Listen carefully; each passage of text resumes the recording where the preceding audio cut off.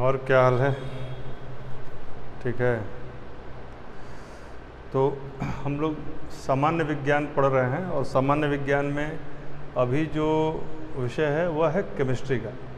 देखिए बीपीएससी में एक बात स्पष्ट है कि बीपीएससी जो पिछला ट्रैक देखा जाए बीपीएससी का, तो उसमें विज्ञान का महत्व बढ़ा है।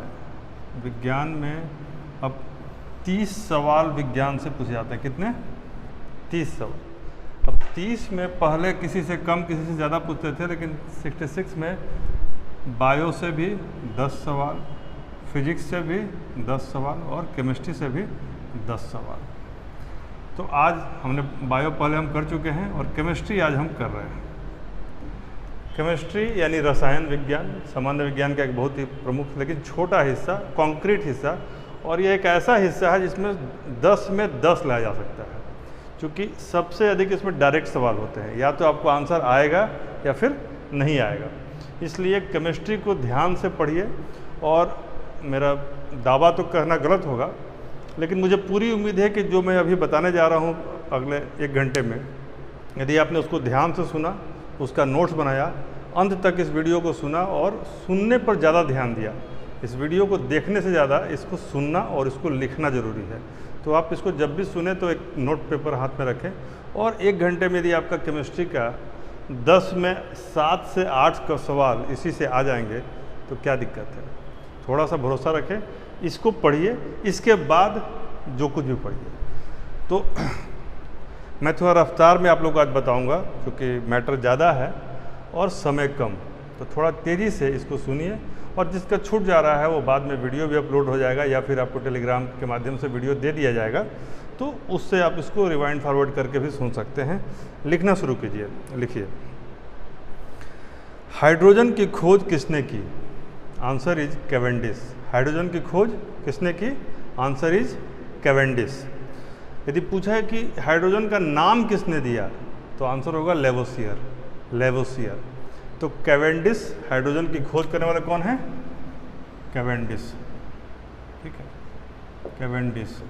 और नाम किसने दिया? तो लेवोसियर ने। लेवोसियर ने। ठीक है, तो ये 2 इन्फॉर्मेशन हुआ। तीसरा लिखिए, इलेक्ट्रॉन और न्यूट्रॉन की खोज किसने? क्योंकि देखिए इन चारों से एक सवाल आना तय रहता है। इलेक्ट्रॉन, न्यूट्रॉन, प्रोटॉन यदि आपने कर लिया तो एक सवाल आपका पक्का है। तो लिखिए, इलेक्ट्रॉन की खोज जे थॉमसन। इलेक्ट्रॉन की खोज जे थॉमसन। न्यूट्रॉन की खोज जेम्स चैडविक। प्रोटॉन का पिछली बार पूछ चुका है जो गोल्डस्टीन है, तो आप इन तीनों को लिख लीजिए, J Thomson, electron, neutron, James Chadwick, और प्रोटॉन इस बार पूछेगा नहीं। ठीक है। परमाणु क्रमांक क्या होता है? कई बार ऐसे सवाल पूछ लिए जाते हैं, परमाणु क्रमांक क्या होता है? लिखिए, नाभिक में उपस्थित प्रोटॉनों की संख्या को परमाणु क्रमांक कहते हैं। नाभिक में उपस्थित प्रोटॉनों की संख्या को परमाणु क्रमांक कहते हैं।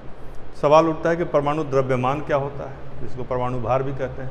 तो परमाणु द्रव्यमान प्रोटॉन प्लस न्यूट्रॉन। द्रव्यमान क्या होता है? द्रव्यमान बराबर प्रोटॉन प्लस न्यूट्रॉन।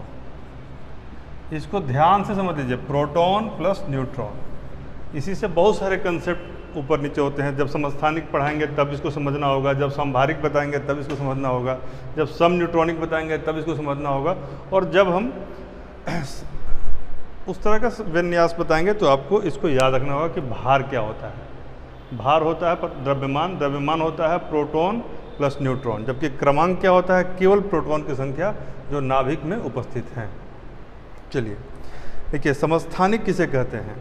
समस्थानिक वैसे तत्वों को कहा जाता है, एलिमेंट को कहा जाता है कि जिनका परमाणु क्रमांक समान हो।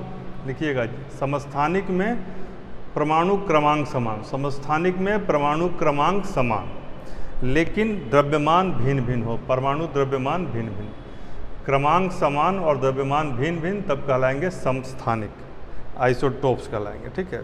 फिर है सम, जैसे इसका उदाहरण लिख लीजिए, जैसे हाइड्रोजन के ही जो अलग अलग फॉर्म हैं, वह इसके अंतर्गत आते हैं समस्थानिक में।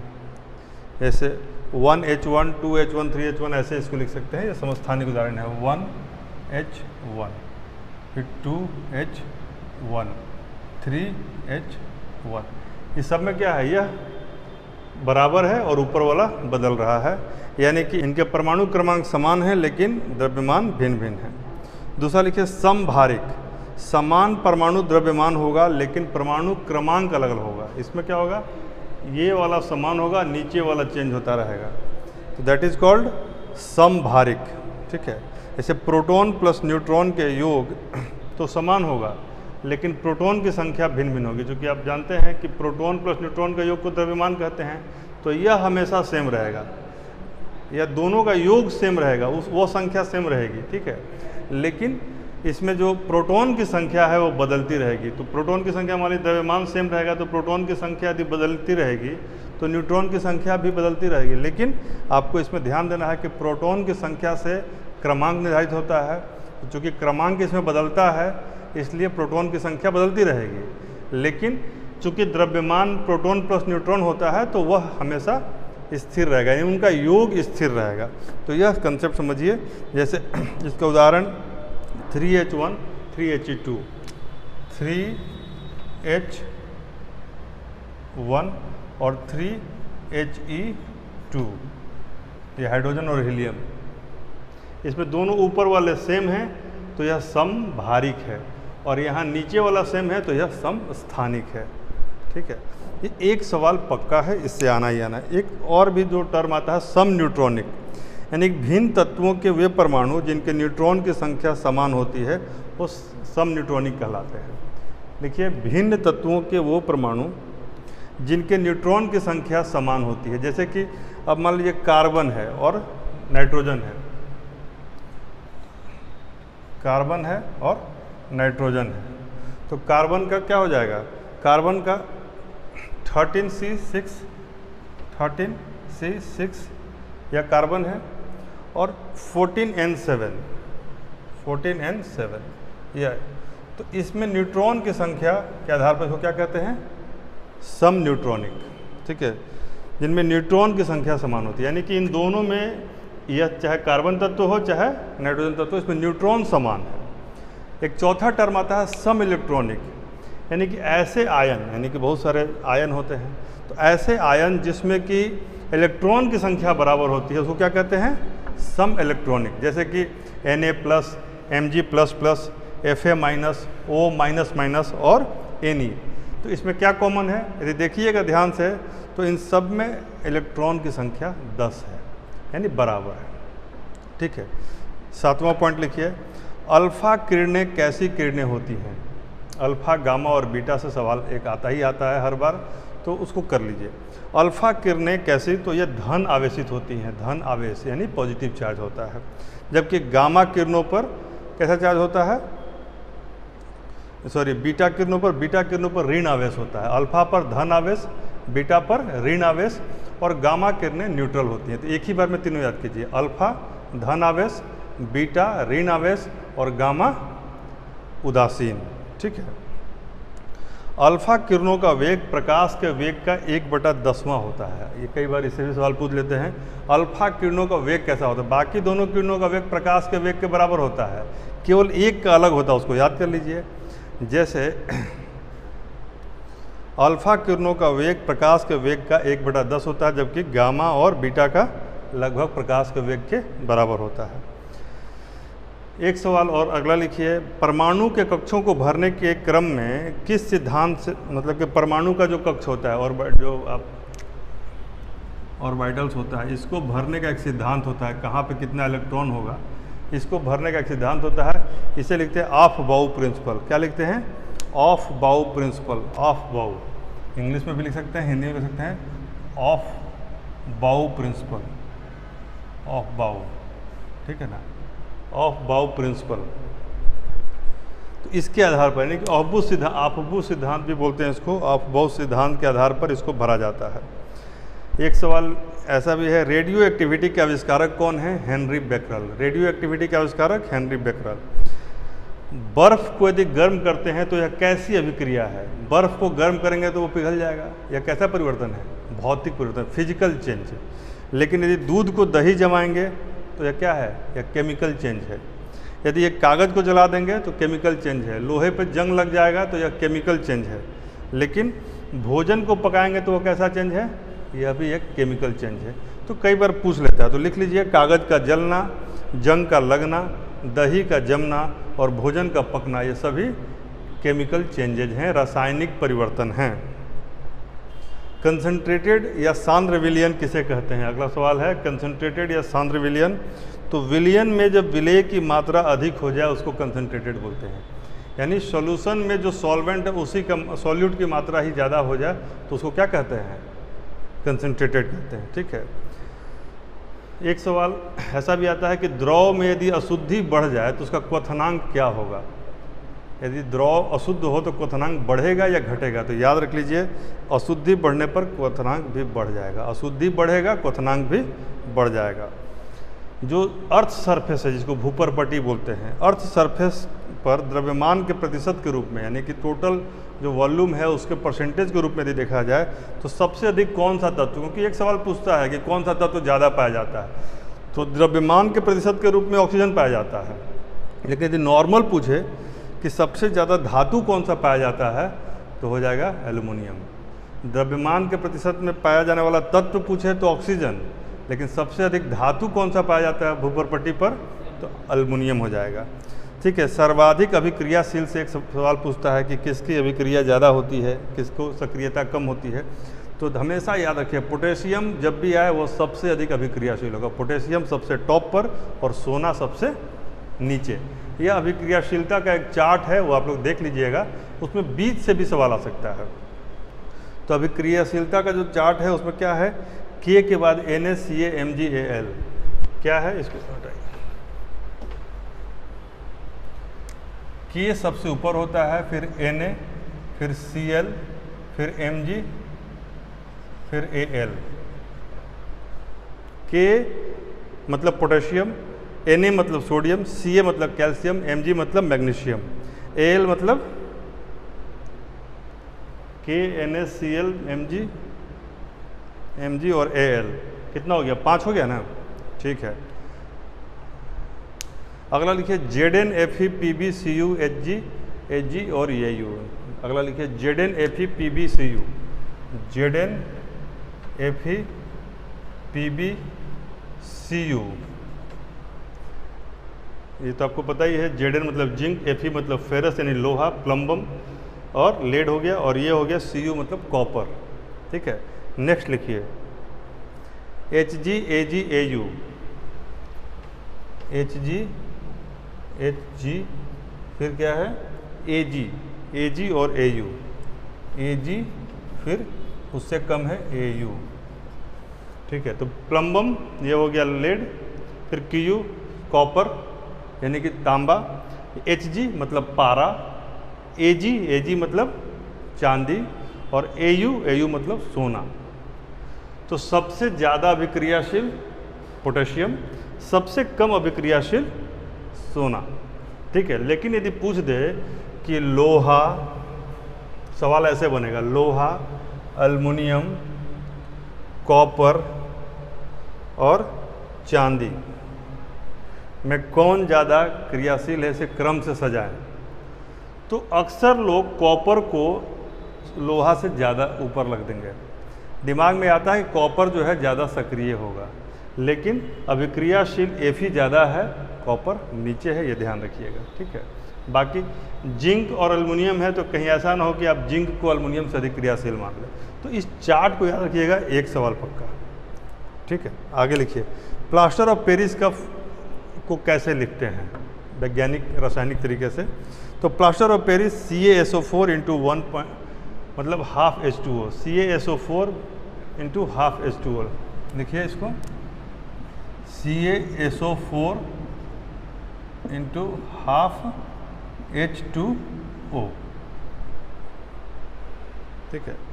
जिप्सम ऐसे ही पूछता है, CaSO4 into 2H2O, CaSO4 SO4 और 2H2O, इसको ऐसे भी लिख सकते हैं। ये हो गया जिप्सम, जो कैल्शियम का ओर है। जिप्सम क्या है? कैल्शियम का ओर है। ब्लीचिंग पाउडर से भी पूछ सकता है। ब्लीचिंग पाउडर को क्या बोलते हैं? CaOCl2। ब्लीचिंग पाउडर का रासायनिक नाम क्या है? CaOCl2। CaOCl2। चलिए, सब याद रख लीजिएगा, देख लीजिए, इसको आगे रिवाइंड फॉरवर्ड करके भी देख लीजिए और याद रखिए। सब सवाल हैं, ये इंपॉर्टेंट सवाल हम बता रहे हैं। केमिस्ट्री बहुत बड़ा विज्ञान है और जिसमें कि आपको कई महीने लग जाएंगे पढ़ने में, और उसे यदि 1 घंटे में पढ़ना है तो थोड़ा रफ्तार में रहना होगा। देखिए कि जैसे पीतल, एक परंपरा आजकल बन गई है कि मिश्र धातु पूछता है, उसका लिस्ट आपको कुछ लिखवा दे रहे हैं, लिख लीजिए। पीतल बराबर तांबा प्लस जिंक, लिखिए पीतल बराबर तांबा प्लस जिंक। कांसा बराबर कॉपर प्लस टीन, यानी Cu प्लस Sn। कांसा बराबर copper plus tin, Cu plus Sn। Steel बराबर फेरस प्लस कार्बन, यानी कि लोहा प्लस कार्बन। स्टील को केवल लोहा मत समझिए, लोहा plus carbon equal to steel. लेकिन हाँ, जब स्टेनलेस स्टील होगा तो उसमें 2-3 चीज़ें और मिल जाती हैं। लिखिए, स्टेनलेस स्टील में Fe plus nickel plus chromium plus carbon. Fe, nickel, chromium और कार्बन, स्टेनलेस स्टील, ये सबसे इंपॉर्टेंट है और इस बार शायद यही आएगा। टांका, प्लम्बम प्लस Sn, यानी कि Pb प्लस Sn। ठीक है, lead plus tin equal to टांका, जो टांका जो यूज करते हैं हम लोग सोल्डिंग वगैरह में, उस टांका बोलते हैं उसको। ठीक है, नाइक्रोम, नाइक्रोम में नॉर्मली लगता है nickel plus chromium, that is nichrome. जो हीटर का जो तार होता है उसको नाइक्रोम वायर बोलते हैं, जो कॉइल की तरह बना होता है। तो नाइक्रोम में निकेल प्लस क्रोमियम के अलावा फेरस प्लस Mn भी होता है, यानी कि लिखिए Na plus Cr plus Fe plus Mn। 4 चीज़ें होती हैं नाइक्रोम में। प्राइमरीली निकेल क्रोमियम होता है, लेकिन Fe और Mn भी होता है। जर्मन सिल्वर लिखिए, जर्मन सिल्वर में Cu plus Ni plus Zn, Cu plus Ni plus Zn, यानी कि copper plus nickel plus zinc. अब देखिए, नाम है जर्मन सिल्वर, लेकिन इसमें सिल्वर गायब है, तो हो सकता है किसी परीक्षा में यह पूछ दे। ठीक है, German silver, copper plus nickel plus zinc. ठीक है, बेल मेटल, जो घंटी बनती है ना, घंटी का जो धातु होता है, उससे सवाल पूछ सकता है। उसमें कॉपर में टीन मिला होता है, उसकी जो आवाज़ में तीव्रता होती है वो इसी से बढ़ जाती है। कॉपर में टीन मिला होता है। Cu plus Sn। ठीक है, किस तत्व के सर्वाधिक यौगिक हैं? तो आंसर होगा कार्बन के। सर्वाधिक यौगिक किसके हैं? कार्बन के। हीरा और ग्रेफाइट के अलावा कार्बन का तीसरा अपरूप कौन है? तो उसका नाम है फुलरिन। हीरा ग्रेफाइट सभी जानते हैं, लेकिन उसका एक अपरूप है फुलरिन। हीरा और ग्रेफाइट के अलावा कार्बन का तीसरा अपरूप है फुलरिन। ठीक है, जिसको अगला लिखिए, अत्यधिक कोयले के किस रूप में सबसे ज़्यादा कार्बन पाया जाता है? कोयले के किस रूप में सबसे ज़्यादा कार्बन पाया जाता है? तो कोयले के एंथ्रेसाइट रूप में सबसे अधिक कार्बन पाया जाता है, जैसे कि लिग्नाइट, बिटुमिनस और एंथ्रेसाइट। तो लिग्नाइट में सबसे कम, बिटुमिनस में उसके बाद, और एंथ्रेसाइट में सबसे ज़्यादा। परमाणु संयंत्र में मंदक के रूप में ग्रेफाइट का प्रयोग किया जाता है। बहुत ही महत्वपूर्ण बात है, मंदक के रूप में किसका प्रयोग करते हैं? ग्रेफाइट का। लेकिन ग्रेफाइट का केवल मंदक के रूप में ही प्रयोग नहीं है, उसके अलावा इलेक्ट्रोड के रूप में भी प्रयोग करते हैं। परमाणु संयंत्र में इलेक्ट्रोड के रूप में भी इसको प्रयोग करते हैं। अन्य जगहों पे स्नेहक के रूप में भी, लुब्रिकेंट के रूप में, स्नेहक मतलब लुब्रिकेंट, लुब्रिकेंट के रूप में भी इसका प्रयोग करते हैं।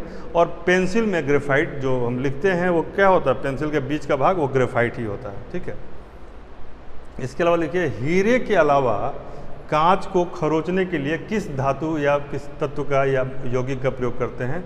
तो एक अम्ल का प्रयोग करते हैं, इसका नाम है हाइड्रोफ्लोरिक अम्ल। जैसे हीरा को काटना है तो नॉर्मली कांच से काट सकते हैं, लेकिन हाइड्रोफ्लोरिक अम्ल से भी हीरा आसानी से कट जाता है। ठीक है, तो यह एक महत्वपूर्ण सवाल बन सकता है। हाइड्रोजन का ब्रह्मांड में सबसे मतलब ब्रह्मांड के बारे में यदि पूछे कि सबसे अधिक पूरे विश्व में ब्रह्मांड में सबसे अधिक तत्व कौन सा पाया जाता है, तो आंसर होगा हाइड्रोजन। लेकिन पृथ्वी पर पूछे तो हाइड्रोजन का स्थान है तीसरा है, ध्यान रखिएगा। पूरे विश्व में मतलब पूरे ब्रह्मांड में सबसे अधिक तत्व कौन सा है? तो हाइड्रोजन। लेकिन पृथ्वी पर पाया जाने वाला सबसे अधिक तत्व कौन सा है, आपको बता चुके हैं, ऑक्सीजन, और धातु में एल्युमिनियम, ध्यान रखिएगा। तो एक सवाल बन सकता है, लेकिन पृथ्वी पर हाइड्रोजन का क्या ये है, तीसरा स्थान है। शुष्क बर्फ किसको कहते हैं, तो सॉलिड कार्बन डाइऑक्साइड को शुष्क बर्फ कहते हैं। ये कई बार बीपीएससी का बहुत फेवरेट सवाल है, बार बार पूछता है, ध्यान दीजिएगा। यूपीएससी यूपीपीसी सब में यह सवाल पूछा जाता है बार बार। भारी जल किसे कहते हैं, तो D2O, दैट इज भारी जल। और भारी जल का प्रयोग नाभिकीय संयंत्र में न्यूट्रॉन मंदक के रूप में होता है। लिखिए, भारी जल का प्रयोग नाभिकीय संयंत्र में न्यूट्रॉन मंदक के रूप में होता है। ठीक है। जल की कठोरता के कारण क्या हैं, अगला सवाल, जल की कठोरता के कारण क्या हैं, तो जल में घुले हुए कैल्शियम मैग्नीशियम के बाइकार्बोनेट, क्लोराइड, सल्फेट एवं नाइट्रेट।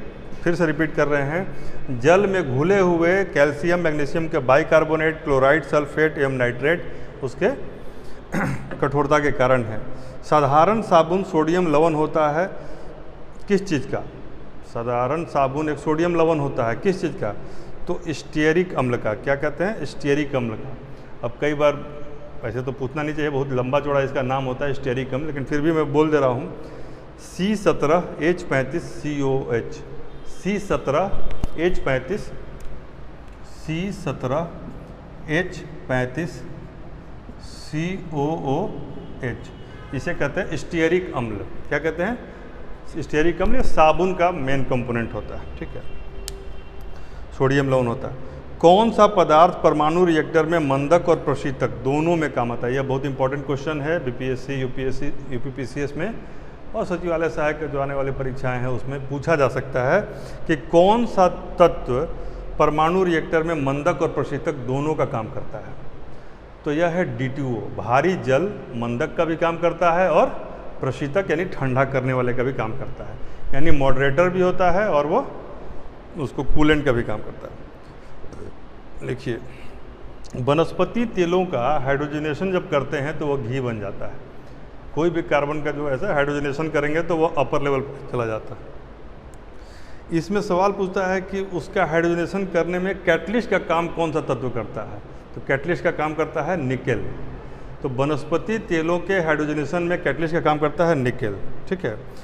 गहरे समुद्र में जब गोताखोर गोता लगाते हैं तो वो ऑक्सीजन के जगह जो सिलेंडर होता है उनका, उसमें क्या भरा होता है, यह सवाल पूछ सकता है। तो उस सिलेंडर में हीलियम भरा होता है, ध्यान रखिएगा। यह कई बार सवाल पूछा है और आगे कई बार यह पूछेगा भी। ठीक है, यह बहुत ही महत्वपूर्ण इन्फॉर्मेशन है। तो हीलियम रहता है। आईसीयू में भी जब बहुत क्रिटिकल पेशेंट हो जाता है तो ऑक्सीजन की जगह उसको हीलियम चढ़ाया जाता है। ठीक है। टेलीविज़न व प्लाज्मा ट्यूब में और एडवर्टाइजिंग के जो साइन बोर्ड होते हैं उसमें किस तत्व का प्रयोग किया जाता है। टेलीविज़न और प्लाज्मा के आजकल जो नए नए स्क्रीन आ रहे हैं और जो एडवर्टाइजिंग के भी साइन बोर्ड साथ देखते होंगे उसमें नियॉन का प्रयोग किया जाता है। किसी का प्रयोग किया जाता है, नियॉन का, एनी। ठीक है। कौन सा तत्व लेजर, एनेस्थीसिया और स्पोर्ट्स डोपिंग में प्रयोग किया जाता है। जैसे लेजर में भी प्रयोग होता है, एनेस्थीसिया में भी, और जो खेल कूद में जो डोपिंग किया जाता है, जैसे कि मादक द्रव्य का प्रयोग किया कि नहीं इसका पता लगाने के लिए, तो उस तत्व का नाम है xenon, XENON, that is xenon. ठीक है। इसी को स्ट्रेंजर गैस भी कहते हैं। तो किस गैस को स्ट्रेंजर गैस कहते हैं, तो जेनॉन को, XENON, that is stranger gas. विस्फोटक के निर्माण में किस अम्ल का प्रयोग ज़्यादातर किया जाता है। विस्फोटक के निर्माण में किस अम्ल का प्रयोग किया जाता है, तो विस्फोटक के निर्माण में जो है सबसे ज़्यादा HNO3 का प्रयोग किया जाता है, HNO3। विस्फोटक के निर्माण में किस अम्ल का प्रयोग करते हैं, तो HNO3 का प्रयोग करते हैं। ठीक है। सोने एवं प्लेटिनम के निष्कर्षण में किस तत्व का प्रयोग होता है, मतलब कि एक्सट्रैक्ट करने में, सोना और प्लेटिनम को जिस एक्सट्रैक्ट करना है, निकालना है, तो किस चीज़ का प्रयोग करते हैं उसमें, तो क्लोरीन की मदद से उसका एक्सट्रैक्शन होता है। सोना का एक्सट्रैक्शन कैसे होता है, क्लोरीन की मदद से। अगला लिखिए, किस गैस को लाफिंग गैस कहते हैं, N2O। लाफिंग गैस को हमेशा याद रख लीजिए, N2O,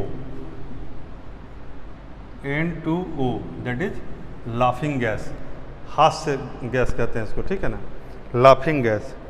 इसको नाइट्रस ऑक्साइड भी कहते हैं, कहीं कहीं नाइट्रस ऑक्साइड लिख देगा, कहीं N2O लिखेगा, दोनों याद रखिएगा। ठीक है। दूसरा एक सवाल आता है, इसका शल्य चिकित्सा में निश्चेतक के रूप में भी प्रयोग होता है, ध्यान रखिएगा। बेहोश करने के लिए लाफिंग गैस का प्रयोग, N2O का प्रयोग, नाइट्रस ऑक्साइड का प्रयोग किया जाता है। एसिड का पीएच मान 7 से कम होता है और बेस का पीएच मान से सवाल पूछने की परंपरा आजकल है, तो एसिड का 7 से कम और बेस का 7 से अधिक। 7 एक न्यूट्रल स्टेज है, ठीक है ना। प्रबल अम्ल और क्षार का उदाहरण दीजिए। प्रबल अम्ल H2SO4 को प्रबल अम्ल कहते हैं, HCl भी प्रबल होता है और HNO3 भी प्रबल होता है, यानी कि हार्ड। और जो थोड़ा सा डाइल्यूट होता है वह इससे मतलब अलग होता है, ठीक है। प्रबल क्षार यानी बेस, तो बेस में क्या होता है, NaOH बेस है, KOH बेस है और बहुत ही अच्छा बेस माना जाता है। CaOH ट्वाइस यह भी एक बेस है। तो 3 उदाहरण मैंने दोनों के दिए। एक सवाल आता है कि लाल लिटमस पेपर को नीला होने पर वह तत्व क्या इंडिकेट करता है, किस तत्व में ऐसा प्रवृत्ति देखा जाए कि लाल लिटमस पत्र को नीला कर देगा। प्रयोगशाला में आपने देखा होगा, कई बार हम लोग करते थे। तो बेस होगा तो लाल लिटमस पत्र को नीला कर देगा। बेस क्या करेगा, लाल लिटमस पत्र को नीला कर देगा, यानी कि वो तत्व जो है बेस है। देखिए, फिर एक सवाल आजकल पूछ रहा है कि किस में कौन सा अम्ल पाया जाता है। लिखिए, फॉर्मिक अम्ल चींटी और बिच्छू के डंक में पाया जाता है, फॉर्मिक अम्ल, ठीक है। ऑक्जेलिक अम्ल पालक और टमाटर में पाया जाता है। स्कॉर्बिक अम्ल आंवला और साइट्रस फलों में पाया जाता है। स्कॉर्बिक अम्ल आंवला और साइट्रस फलों में पाया जाता है। और टार्टरिक अम्ल इमली और अंगूर तथा कच्चा आम में टार्टरिक अम्ल पाया जाता है। इमली अंगूर में टार्टरिक, स्कॉर्बिक आंवला में, ऑक्जेलिक पालक और टमाटर में और फॉर्मिक चींटी में पाया जाता है। चलिए अगला लिखिए, चूने का पानी को क्या कहते हैं। चूने के पानी को कैल्शियम हाइड्रोक्साइड कहते हैं। क्या कहते हैं, कैल्शियम हाइड्रोक्साइड, CaOH ट्वाइस, ठीक है। यह चूने का पानी है, ठीक है। साबुन नॉर्मली क्या होता है, KOH होता है या NaOH होता है। साबुन क्या होता है, साबुन, इस सबसे घबराना नहीं है, एकदम सामान्य, K और Na, पोटेशियम और सोडियम दोनों में हाइड्रोक्सिल ग्रुप लगा दीजिए, यह बन गया साबुन, ठीक है। खिड़की साफ करने के लिए एक लिक्विड का प्रयोग करते हैं हम लोग, देखेंगे नॉर्मली जो शीशों को साफ करने के लिए, तो उसमें अमोनियम हाइड्रोक्साइड होता है। अमोनियम हाइड्रोक्साइड, यानी कि अमोनियम हाइड्रोक्साइड से खिड़की साफ होता है। चूने का पानी कैल्शियम हाइड्रोक्साइड होता है और साबुन पोटेशियम और सोडियम हाइड्रोक्साइड होता है। 3 हाइड्रोक्साइड आप समझ गए। अगला लिखिए, फेनोप्थलीन क्षार के साथ अभिक्रिया करके कौन सा रंग देता है। मान लीजिए एग्जामिनर को थोड़ा टेढ़ा सवाल पूछने का मन किया, तो नेफ्थलीन जिसको बोलते हैं उसको फेनोप्थलीन कहा जाता है। तो फेनोप्थलीन को यदि हम बेस से मिलाएंगे तो गुलाबी रंग देगा। कैसा रंग देगा, गुलाबी रंग। तो हो सकता है ये पूछ दे। लाल और ब्लू तो आप एसिड और बेस में देख चुके हैं, ठीक है। नीला होता है बेस के केस में और लाल हो जाता है एसिड के केस में। तो यह गुलाबी कब होता है पूछ देगा। तो नेफ्थलीन और बेस को मिलाएंगे तो गुलाबी हो जाएगा, ठीक है। देखिए, उदासीन लवण NaCl + CaSO4 एक उदासीन लवण है। अम्लीय लवण NH4Cl को अम्लीय लवण कहते हैं। क्षारीय लवण किसे कहते हैं, तो CaCO3 को क्षारीय लवण कहते हैं। और साधारण लवण कौन सा होता है, तो NaCl। लवण मतलब salt, acid, base and salt. इन शब्दों से नहीं घबराना है, ये शब्द बहुत ही आसान है और इनसे आप थोड़ा सा यदि प्रेम करेंगे तो ये सारी बातें आपको बहुत सहजता से समझ में आएंगी। जो कि विज्ञान में, सामान्य विज्ञान में वही प्रश्न पूछे जाते हैं जिनका संबंध मानव के जीवन को बेहतर बनाने से होता है। इसलिए घबराना नहीं है। जिन सवालों का महत्व आपके जीवन को बेहतर बनाने से है तो उसको जानने के लिए थोड़ा और आगे बढ़िए। देखिए, उदासीन लवण NaCl CaSO4, अम्लीय लवण NH4Cl, क्षारीय लवण CaCO3 और साधारण लवण NaCl, साधारण लवण, ठीक है, नमक। एक सवाल आता है, एक्वा रेजिया किसे कहते हैं। What is aqua regia. लिखिए, HNO3 + HCl, HNO3 + HCl, that is aqua regia. Amalraj, Hindi में क्या बोलते हैं, अम्लराज, और इंग्लिश में बोलते हैं एक्वा रेजिया, ठीक है। नाइट्रिक अम्ल + हाइड्रोक्लोरिक अम्ल, यह बन जाता है अम्लराज। एक सवाल आता है नीला थोथा। नीला थोथा किसे कहते हैं? तो CuSO4 into 5H2O, CuSO4 into 5H2O, that is नीला थोथा। इसको याद रख लीजिए, यह कभी भी सवाल बन के आपके सामने नीला थोथा अपना थोथा जैसा मुंह लेके आ सकता है। ठीक है। फलों को कृत्रिम रूप से पकाने के लिए किस तत्व का प्रयोग किया जाता है? कई बार पूछा गया है, लेकिन इसका मतलब नहीं है कि आगे नहीं पूछा जाएगा। उसको कहते हैं एथिलीन। एथिलीन से फलों को पकाया जाता है, कई बार एसिटिलीन से ही पकाया जाता है। ठीक है ना। तो फलों को पकाने के लिए कृत्रिम वृद्धि में एथिलीन का प्रयोग किया जाता है, मैंने क्लास में पहले भी बताया हुआ है। धातु के वेल्डिंग में किस तत्व का प्रयोग करते हैं? जो वेल्डिंग करते हैं वहाँ एसिटिलीन का प्रयोग करते हैं। किसका? एसिटिलीन का। बेंजीन का वाणिज्यिक स्रोत कौन सा होता है? बेंजीन का जो एरोमेटिक रिंग जिसको बोलते हैं, बेंजीन जो C6H6 होता है, इसका वाणिज्यिक स्रोत होता है कोलतार। कोलतार से हम प्राप्त करते हैं बेंजीन को। ठीक है। चलिए कुछ युग्मों को सुमेलित करें, तो मैंने सुमेलित कर दिया है, आप लिख लीजिए। जैसे रासायनिक हथियार के रूप में किस गैस का प्रयोग करते हैं? तो उसका नाम है मस्टर्ड गैस। रासायनिक हथियार के रूप में किस गैस का प्रयोग करते हैं? तो मस्टर्ड गैस का। सिगरेट के लाइटर में, जो सिगरेट के लाइटर जलाते हैं, उसमें कौन सा गैस होता है? तो ब्यूटेन गैस होता है। सिगरेट के लाइटर में ब्यूटेन गैस। और छपाई की जो स्याही होती है, छपाई की जो स्याही होती है उसमें उसको कैसे प्राप्त करते हैं? तो मीथेन गैस के अपघटन से। तो ब्यूटेन से लाइटर, छपाई की स्याही मीथेन के अपघटन से। और अग्निशामक में कौन सा गैस प्रयोग करते हैं या कौन सा रसायन प्रयोग करते हैं अग्निशामक में? तो उसको कहते हैं पाइसिन। इसको टिक लगा लीजिए, इस बार के लिए महत्वपूर्ण है। अग्निशामक में जिस तत्व का प्रयोग करते हैं उसको क्या कहते हैं? पाइसिन। कार के रेडिएटरों में एंटी फ्रीज के रूप में किस तत्व का प्रयोग किया जाता है? कार का जो रेडिएटर होता है उसमें एंटी फ्रीज के रूप में किस तत्व का प्रयोग करते हैं? तो answer is ethyl alcohol, ethyl alcohol. Ethyl alcohol antifreeze के तौर पर कार के रेडिएटर में प्रयोग किया जाता है। और इसी का प्रयोग अल्कोहल थर्मामीटर में भी किया जाता है। क्लोरोफॉर्म के रूप में भी एथिल अल्कोहल का प्रयोग किया जाता है। तो 3 प्रयोग हो गए, कार के रेडिएटर में, अल्कोहल थर्मामीटर में और क्लोरोफॉर्म में एथिल अल्कोहल का प्रयोग किया जाता है। पानी की टंकी को साफ़ करने के लिए किस केमिकल का यूज़ करते हैं? तो पानी की टंकी को साफ़ करने के लिए बहुत सारी चीज़ें यूज़ होती हैं, लेकिन CuSO4 दिया है तो आंसर सी होगा CuSO4, कॉपर सल्फेट। एक सवाल मैं बार बार पूछता हूँ और बार बार सवाल आता है, इसको फिर से लिखिए। वॉशिंग सोडा का रासायनिक नाम क्या है? तो सोडियम कार्बोनेट। वॉशिंग सोडा क्या कहते हैं? Sodium carbonate. Na2CO3। Washing soda equal to Na2CO3, Na2CO3, Na2CO3। लेकिन बेकिंग सोडा जो खाने वाला सोडा होता है, इसको धावन सोडा कहते हैं वॉशिंग सोडा को, लेकिन जो खाने वाला सोडा होता है उसको कहते हैं खाने वाला बेकिंग सोडा जो होता है उसको कहते हैं NaOCO3, NaHCO3। इसको कहते हैं सोडियम बाइकार्बोनेट। ठीक है। जो आजकल घरों में बर्तन प्रयोग होता है, टेफ्लॉन का यूज़ किया जाता है। बर्तन के ऊपर में टेफ्लॉन की कोटिंग होती है। ठीक है। टेफ्लॉन का रासायनिक नाम पूछ सकता है।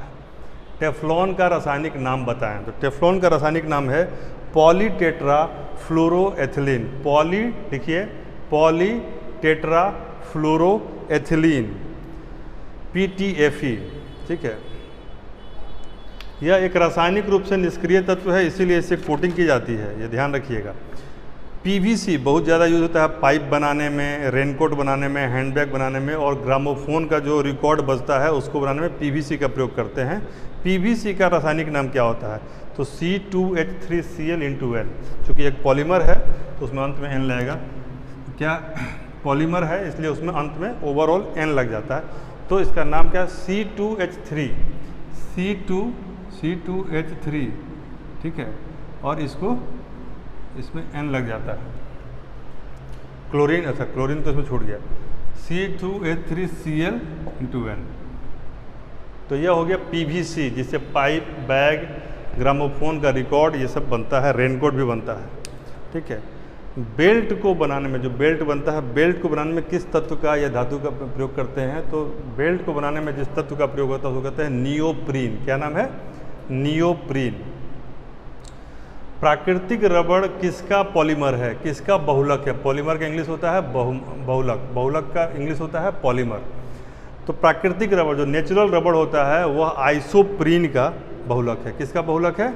आइसोप्रीन का। कई बार सवाल पूछा है, आगे भी पूछ सकता है। बुलेट प्रूफ जैकेट बनाने में किस तत्व का प्रयोग होता है? तो किस पदार्थ का प्रयोग होता है? तो पॉलीएमाइड। ठीक है, पॉलीएमाइड जो कि लेक्सॉन का बहुलक है, पॉलीमर है लेक्सॉन का। ठीक है, बेकेलाइट क्या होता है? तो बेकेलाइट पूछता है कई बार। बेकेलाइट जो है वो फिनॉल प्लस फॉर्मल्डिहाइड को कहते हैं bakelite. Phenol plus formaldehyde becomes bakelite. ठीक है, मोनोकार्बोक्सिलिक अम्ल को क्या कहते हैं? तो फैटी एसिड्स कहते हैं। मोनोकार्बोक्सिलिक अम्ल को कहते हैं फैटी एसिड। और यदि कोई कहे कि मेरे पैर में दर्द है, मांसपेशियों में दर्द हो रहा है, तो इसका मतलब उसके मांसपेशियों में कौन सा तत्व जमा हो रहा है, कौन सा पदार्थ जमा हो रहा है? तो लैक्टिक एसिड। लैक्टिक एसिड जमा होने से मांसपेशी में दर्द होता है। ठीक है, यूरिक एसिड और वो जो है वो अलग कारण है, वो गांठों पे जमा होता है। लेकिन नॉर्मल यदि शरीर में बॉडी पेन हो रहा है तो that is due to lactic acid. ठीक है, मक्खन में कौन सा अम्ल पाया जाता है? लिखिए, ब्यूटारिक अम्ल। ब्यूटारिक अम्ल पाया जाता है मक्खन में, ब्यूटारिक अम्ल मक्खन में पाया जाता है। और केले में कौन सा अम्ल पाते हैं? तो केला में टार्टरिक अम्ल होता है। केला में कौन सा अम्ल होता है? टार्टरिक अम्ल। ट्राई नाइट्रोटोलिन क्या होता है? तो अमोनियम नाइट्रेट के साथ मिलकर एमेटॉल नाम का विस्फोटक बनाता है। लिखिए, TNT अमोनियम नाइट्रेट के साथ जब मिल जाता है तो एमेटॉल नाम का विस्फोटक बनाता है। किस नाम का विस्फोटक बनाता है? एमेटॉल। एमेटॉल नाम का विस्फोटक बनाता है। आगे लिखिए, ट्राई नाइट्रोग्लिसरीन किस चीज़ का निर्माण करता है? तो यदि उल्टा सवाल पूछा कि डायनामाइट का निर्माण कैसे होता है? तो TNG से। किससे होता है? TNT से नहीं, TNG से, ट्राई नाइट्रोग्लिसरीन से। ठीक है, इससे डायनामाइट बनता है।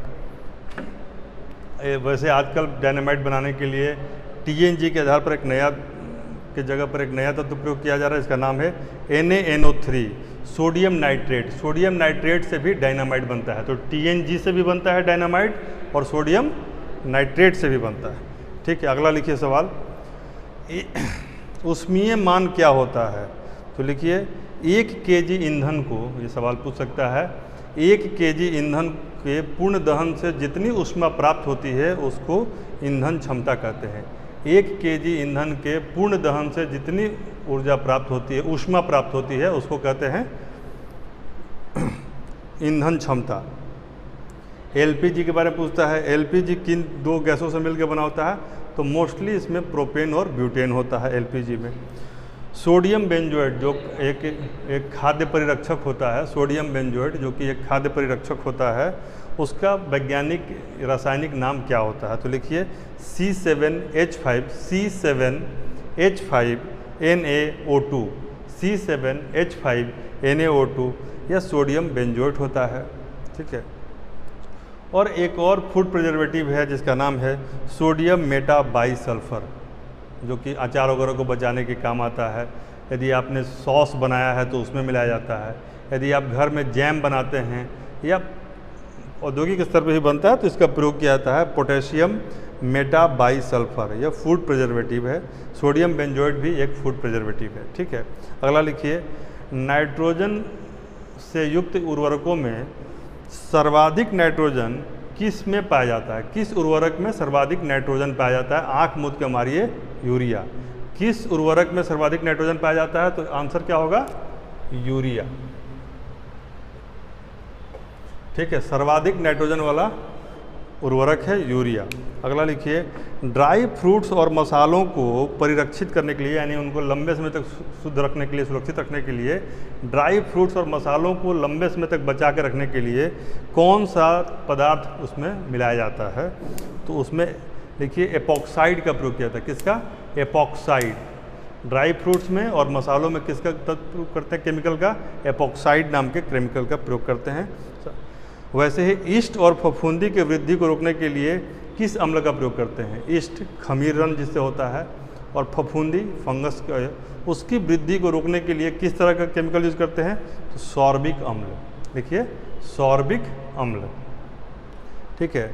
और सॉस, जैम और अचार को बचाने के लिए किस तरह का सल्फाइड का प्रयोग करते हैं, तो लिखिए सोडियम मेटाबाइसल्फाइड, पोटेशियम मेटाबाइसल्फाइड भी होता है और सोडियम मेटाबाइसल्फाइड भी सॉस, जैम और अचार को बचाने के लिए प्रयोग किया जाता है। तो यह केमिस्ट्री में जो मैक्सिमम सवाल आते हैं वैसे केमिकल से, वैसे एलिमेंट से, वैसे पदार्थ से आते हैं जिनका मानव जीवन को बेहतर बनाने में योगदान है।